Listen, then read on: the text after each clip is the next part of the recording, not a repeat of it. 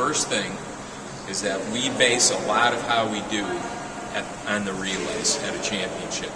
And they're team-oriented, and we feel that the women's team has a legitimate chance to come in and break a lot of the records. In fact, we've set an ambitious goal of breaking every school record on our relays, and that's very important to the team, and we're going to kind of start with that base. The next thing is we want to break the team record in scoring, which is 551 points. And we feel if we break that, we're making steps in the right direction. We've done good. That was set in 2005, so we really want to get after that. And hopefully score in the low 600s, somewhere around 630, 640 or above would be a great improvement, and we'd feel like we're making advancements in the league that way. I think there's a very confident attitude amongst the women's team, and that as they've gone through the year and the change and the coaching staff and our whole organization, they've just been so receptive to it, and they have a great attitude about competing, about going into the championship. And I think key here is also being relaxed and having fun. And I don't sense any tightness on their part, and I know they want to swim fast and compete hard to do the goals they've done. But yes, I think the dual meet season was good for them, and they learned a lot, and we've made a step in the right direction. There's a few people that really stand out at the top. Kiara Spinazzola in the 100 fly and the 100 back. Emily Dean in the 200 back, 100 back, and I expect a good 100 fly out of her. I think those are the top two seeds we have going into the meet.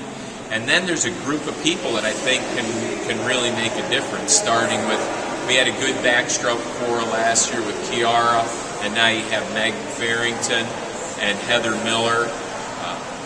We're pretty solid there. Our breaststrokers, I'm expecting some good improvement here in that stroke with Julianne Reinecker and Jessie Holly.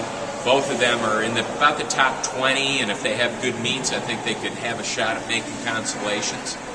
We've got a good group of divers that I think can make vast improvements over where they were last year and score some solid points there. Other people that I think can make a difference in the meet and score some solid points for us, Christina Di Maria in the 200 fly.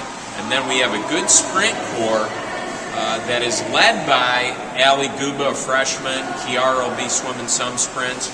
But then you've got senior Jill Berlin, who's been swimming fantastic all year, Sadie Ellison, and a person who had a great meet last year is Kim Levine, who just exploded last year, and we're hoping for the same at this year's championship out of her.